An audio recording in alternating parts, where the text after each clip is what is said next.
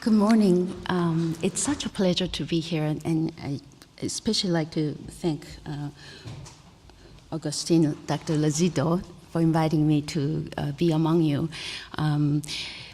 We already heard, the previous talk was a wonderful summary of what I'm going to talk about. Maybe we'll take a little different approach.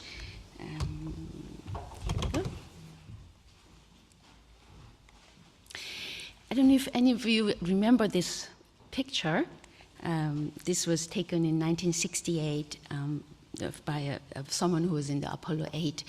I show you this because of implication with the complexity of the DNA we have. So the Earth is beautiful when you look from the moon, and we have about 240,000 miles away. And if you look at if you think about the DNA, the human diploid genome that we have, the 6.4 billion base pairs, and if you assigned 2 inches per each base pair, our genome will expand this whole 240,000 miles between the Earth and the moon. And what we are beginning to appreciate is that the evolution, the way that we have evolved, has very much to do with de novo mutation. And what I didn't appreciate was that for all of us, there's about 50 random germline mutation in each individual, and the somatic mutation is even more common. So it's a miracle that we all have reasonably normal phenotype because there's changes in gene happening all the time in every generation, and that's the nature of the evolution. See, next generation gene sequencing has absolutely revolutionized the way we practice medicine. It was not that long ago, in 2003, there were 2 Nature papers that were published. We were all raced toward sequencing the human genome, and it was completed. The first human genome was completed, and it cost over $3 billion, and it took 13 years to declare a success. And 10 years later, 2013, from $3 billion, and now it's only $10,000. I say only 10,000, but that's a huge drop. And in the process of completing Human Genome Project, much been learned, and it is really the biotech company, the Illumina, have introduced a new machine. They can sequence an entire human genome for $1,000 in about 24 hours.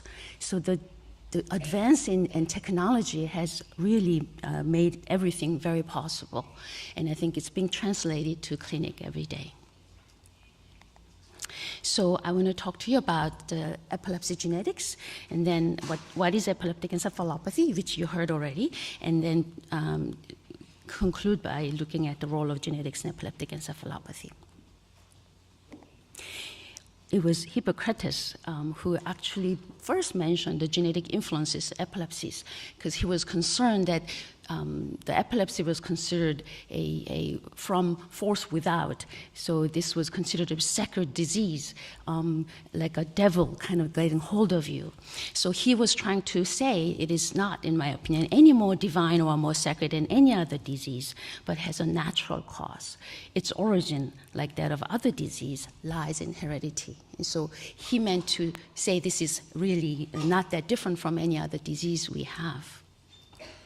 When he mentioned heredity, I think it was more inheritance, not so much about the de novo mutation we'll be talking about that's in our gene. But he was the first one to stir our interest there. When we mention genetics of epilepsy, I think most people will think of this, as a majority of cases, as complex inheritance. It's not single gene mutation. And the complexity of classification, so there's many genes that's currently unknown and is modified by environmental factors. It's really less than 5%. All the gene mutation that we heard earlier is really the rare families and shows simple inheritance. And we have now discovered multiple single gene disorders, but sometimes it's even questionable, some of the gene changes, whether it's relevant to the phenotype. But remember, the majority of what we think of as genetic epilepsies, there is no specific gene that's identified, and it's most likely multifactorial. And also we have to put this in a context of multiple etiology that we know in epilepsy. So genetic is a part of many reasons, many causes of epilepsies, structural, infectious, immune, metabolic, and huge part, majority still remain unknown. So just to put it in a perspective of multiple etiology of epilepsies and epileptic encephalopathies. So the advances in understanding the cause of epilepsy really have moved toward what we used to call idiopathic into perhaps either single gene epilepsies, familiar or de novo, or maybe we talk about modifiers and susceptibility alleles and epilepsy with complex inheritance. So we are understanding it more. So turning the idiopathic into more genetic from 1975 to 2014. I mentioned to you this next-gen sequencing has really revolutionized the way we practice medicine, and there are many, many epilepsy gene panel that's offered, and you see this alphabet soup, and you will get used to it after a while. And what has happened was that you are able to simultaneously test many diseases with one blood sample, and there have been, this is a summary of study that was done in 2012 to 2017, showing many different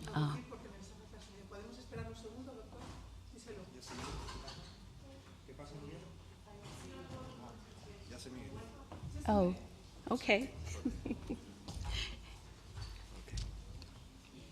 The translation? Yeah, it's because they don't hear you very well. Oh, okay. Can you hear me? Okay. Okay. So the epilepsy gene panel allows the simultaneous testing of multiple genes with one sample. So you heard about epileptic encephalopathy. I like the definition of my good friend, Dr. Berg and Dr. Cross. And it is the epileptic activity itself that may contribute to severe cognitive and behavioral impairment above and beyond what might be expected from the underlying pathology alone, such as cortical malformation. And what is critical about epileptic encephalopathy is that it interferes with developmental function during critical period. And so we're talking about critical period of development. And I think the best example of this critical period is a visual system where when you occlude one eye, you lose the permanent vision of the, you basically completely changes the hardwiring and you're unable to see. I think the probably best example in animal kingdom is bird singing. So the bird learned to sing from their fathered bird. So when you hear the chirp and they imitate it, and it's critical for you to find a mate. So if you think of the critical period where you have to be exposed to bird singing and learning how to sing in order to find a mate, I think of it that way, the epileptic cacophony of developing brain, thinking about this developing brain, trying to learn, and here is this being bombarded with this epileptic, and at the end of the development, what you find is not a good symphony, but this writing a song that makes no sense. So the critical period is this epileptic encephalopathy. The role of epileptic encephalopathy during development has become even more detrimental and critical. And the best example of infantile spasm, of the epileptic encephalopathy that we are familiar with is infantile spasm. And I consider it neurological urgency and emergency. And as you know, it peaks 4 to 6 months. And the most serious aspect of infantile spasm, because of that critical period of neuronal development, is poor developmental outcome. And so what we can do as a community is to be aware of this entity and be able to institute immediate and early treatment that then can lead to better response and improve long-term outcome. And this is an example of how we changed. Besides the next-gen sequencing, the next best thing that happened is smartphone, in my view. And this is a home video that parents have put together. And this has aided in our diagnosis of infantile spasm. Oh my goodness, I'm crying. And there's an extension of the arm and the flexion of the leg. And happens in clusters. Happen again. All right, it's okay. And the baby now is becoming more aware of that this is happening. And you show this video to any physician, a pediatric neurologist, they will recognize this as spasm.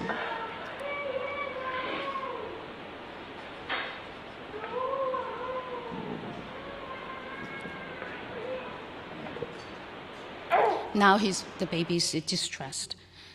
So the buzzword there is a cluster. So there's an effect of lead time to treatment on developmental outcome. This was study done in called UK study. And what's important here is this, for those infants with no known cause, when we do not know the reason, the starting IQ can be normal, and is somewhere between 90 to 100. And if you delay the diagnosis and treatment in 1 month, the IQ drops to 75. That's near mild mental retardation. So the timing is critical in this case. And so the earlier treatment and sedation of spasm may reduce the total duration of epileptic encephalopathy, which then lead to better developmental outcome. So we heard about different epileptic encephalopathy, EME, EIE, Ohtahara syndrome, Dravet, the progressive myoclonic epilepsy, the Lennox-Gastaut syndrome that could evolve from infantile spasm. The potentially reversible one is the infantile spasm, the Rasmussen encephalitis, gelastic seizures with hypothalamic hamartoma, and acquired epileptic aphasia, and myoclonic astatic epilepsy with DUSA. So what is the role of genetics in epileptic encephalopathy? In the beginning of the search for cause of epilepsy, we usually called between 1995 to 2001 channelopathy era. We used to say epilepsy is channelopathy because many of the gene that was discovered at the time was the sodium channel. The very first one was the muscarinic cholinergic neuronal gene. Then came the dark age where there are many, many negative non-producible association studies. It was not until this next gene sequencing that I told you about where we are beginning to have a gene discovery phase where the microdeletion becomes the cause of many monogenic epilepsies. So you saw earlier that many of these genes are now identified to be cause of Ohtahara syndrome, the migrating focal epilepsy, the West syndrome, Dravet syndrome, Lennox-Gastaut, and Lenda-Kleffner syndrome. And this was a multi-million-dollar study that was funded by NIH, where they looked for two kinds of epileptic encephalopathy. First one was infantile spasm and the Lennox-Gastaut syndrome. And they found 264 patients and then did a trio exome sequencing of 264. Many of the data that they found was really most of them were already known epilepsy genes, and they're kind of rare. And in the 15% of the other ones, they were able to then find a pathogenic de novo. Many of the single hits were there, and it took a long time for them to confirm in over 2 years. And this was the EPI-4K study that was published. So the takeaway message of this multi-million-dollar endeavor, where they looked at infantile spasm and Lennox-Gastaut syndrome on 264 families, was that de novo variants are an important cause of epileptic encephalopathy. So it was found in over 30% of patients. There's high genetic heterogeneity. There's no single gene accounting for more than 1 to 2% of patients. And they also noticed that parental mosaicism may be important, so that you could be asymptomatic, but carrying certain genes in certain tissue, which then can cause disease in your offspring. And it was accounted for about 10% of cases. So probably one of the important study was done by Trump et al., and it was published in Journal of Medical Genetics in 2016, where they followed 400 patients with early onset epilepsies and severe developmental delay. So they are looking for epileptic encephalopathy. They only looked at 46 genes using targeted next gene sequencing, and they found in 18% of patients some pathogenic variant. The diagnostic yield was highest if the seizure onset was less than 2 months. Not a surprise. If you're born with it, right? When you start to have epileptic encephalopathy, before age 2 months must be that it's in your gene. And I found this study most revealing that the clinician suspected the correct gene in only 15% of the time. So most clinicians were wrong 85% of the time. And in there, SCN2A was the most common finding, but still only accounting for about 3% of patients with epileptic encephalopathy and severe developmental delay. So we all should have a humility that we would be wrong majority of the time. And don't try to guess what the gene defect is, and you can then order a gene panel with 110 genes to cover the basis. This is a most recent study. It was actually done by Emory Genetics Lab, published in September 2017. And this was looking at the just random sample of 339 physician-referred epilepsy patients. And this was done in an epilepsy gene panel that was available, 110 genes curated. And the 87 variant of 30 different genes could explain disease, and they were all very new. They were never been reported before. And the pathogenic or like pathogenic variant were identified in 18% of the cases, and an additional 6%, it was a pretty significant ruse. Here again, these are the usual suspect, SCN1A, KCN2Q2, CDKL5, SCN2A, 8A, 1B, STXBP1. You start to see this again and again and again. PCD19, TPP1, and CACNA, GABA, green, it's all the channelopathies. I want to go into a little detail of this particular study that was just published in JAMA Pediatrics. I want you to, here is the Dr. Ignacio Valencia, and there's me, and this was spearheaded by Dr. Enberg. This was a multi-center pediatric epilepsy research consortium that were formed in the United States, and they followed first 3 years of life, the new onset epilepsies. 775 patients were studied. And many of them remained unexplained. So about 12% had known acquired brain injury. And only about half of them, when we do not know, so when they have a normal MRI and there's no explanation, only half of them, less than 50%, 48% underwent various forms of genetic testing. And there, 132 out of 372 children, about 40%, they were able to find etiology. Some by karyotyping, that's about 44%, 17% with microarrays, and 27% with epilepsy panel, and 33% with whole exome, and 20% with mitochondrial panels, and with other tests. The most important subgroup was these 180 children out of 446 where you do not have known why they had epilepsy. Se desconocía la razón de la epilepsia, pero 30% underwent genetic testing. And when we did that, the yield, the genetic testing allowed us to identify pathogenic variant, the actual etiology of their epilepsy in 27% of the time. That's really high. This yield is as high as MRI, brain MRI, which has become part of the practice now. What was really interesting was that even when there are no delays, no developmental delay, not the younger than 1 or infantile spasm, the yield was about 15%.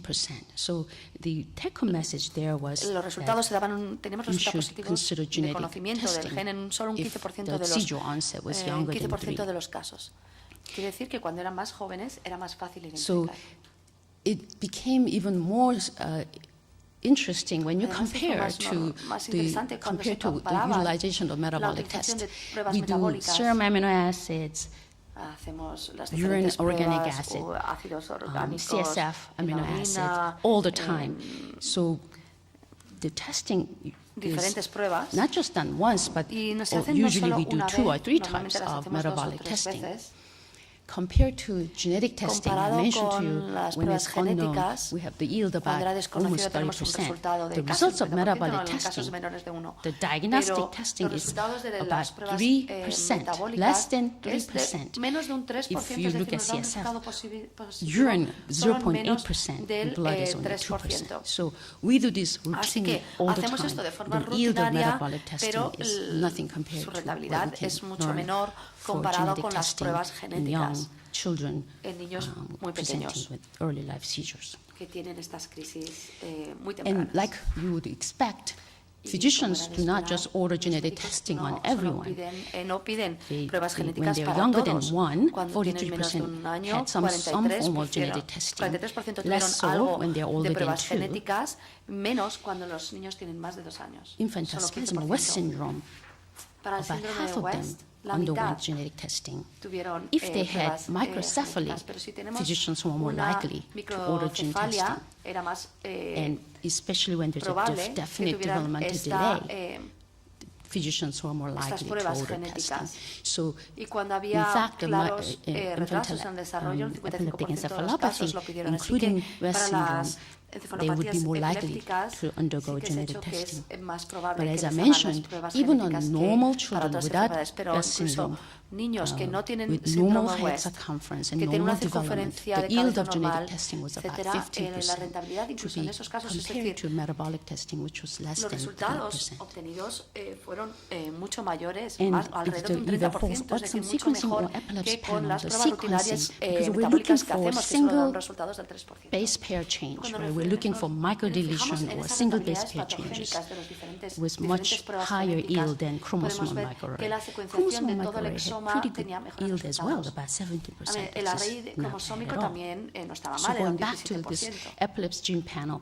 Si the volvemos a este utility panel of de gen NGS epiléptico, la panels, the utilidad de los diagnostic paneles yield de can vary NGS, anywhere la between rentabilidad 14 to diagnóstica 50%, está entre un and you see 14 y un these, the 50%. usual suspect I mentioned, SCN1A, SCN2A, sospechoso, habitual suele ser XBP1. These are the SCN1A number o of SCN2A. positive results. Estos son algunos de los resultados And many of them positivos only are seen que hemos once. visto, These are aunque algunos very de ellos rare solo se ven una genetic vez, mutations. porque son mutaciones genéticas muy poco frecuentes.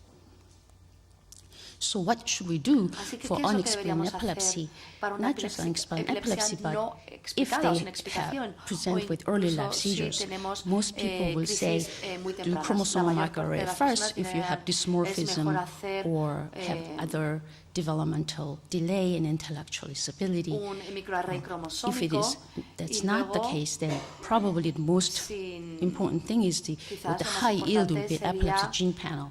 And if hacer that el is panel, uninformative, then to de go genes on to epilépticos whole exome sequencing. sería lo mejor y luego finalmente una So secuenciación there de has been todo this el shift in exoma. paradigm Así que ha between habido un cambio even en el paradigma. within that last 7 years, Incluso en los últimos people used to 7 think años, genetic studies personas were mostly pensaban negative. que Now we have a good chance of finding los the estudios cause. genéticos casi siempre son Like resultaban genetic is negativos, complex, pero ahora ya it's true. tenemos But algunos what now we resultados. understand that genetic is due Los to de tenemos novo algunos variants. resultados. La genética es compleja, es cierto, It's pero not se relevant, debe is a what las some variantes people de say, novo. but now we Hay can gente find que dice explanatory que pathogenic no es variants relevante in hacer esta secuenciación almost en los 30% of pacientes, pero time. podemos ver las variantes patogénicas And this que is what explican insurance company will tell you. It's exploratory, it's mainly estos research. síntomas en But I think bastantes casos. more and more La we should genética really think of dice genetics la gente as a que bueno clinical solo para la standard. investigación, pero yo creo que se debería convertir en el And this estándar was clínico. published in Times Esto by fue publicado en a The mother Times who por una madre figured out their son's condition, que didn't había just give a name to his identificado, genetic acaba de dar mutation, nombre but it a gave the MacArthur al family a problema de su community. hijo y dijo And que there no are many solo communities that's le habían been conseguido come poner nombre, together sino que because ahora of the había specific conseguido diagnosis tener being una made. comunidad. she identified with other Ella moms dice who porque said se the identificaba diagnosis con was a otras madres relief que habían dicho que because it recibir el allowed them to diagnóstico stop blaming era un alivio themselves. porque de esa Laura forma had always feared that ya no se Bryson's condition culpaban a was ellas somehow her mismas. fault, Y Laura that she did siempre something pensaba wrong que when he ella was in her había belly. sido la culpable Now de la she enfermedad can de let go of Bryson that y que ahora toxic ya guilt. podía dejar de lado esa culpabilidad. So then to summarize, the genetic research has rapidly advanced our understanding of the underlying cause of epilepsy. The knowing a genetic basis for our early onset epilepsy patient can impact clinical management. And I believe in this day and age, a clinical EEG diagnosis of epilepsy is not enough. That the clinician should have a humility not to be sure about the diagnosis. And genetic cause should be ruled out, especially for epileptic encephalopathy. And this is a conclusion of the JAMA pediatric paper that Dr. Amberg has spearheaded. The genetic investigation, particularly broad sequencing method, have high diagnostic yield in newly diagnosed early life epilepsies, regardless of key clinical features. Thorough genetic investigation, emphasizing sequencing tests, should be incorporated into the initial evaluation of newly presenting early life epilepsy, and not just reserved for those with severe presentation, poor outcomes. Todos los pacientes y no solo aquellos que Thank you very much for your attention. tienen unas presentaciones muy graves o resultados muy malos. Gracias.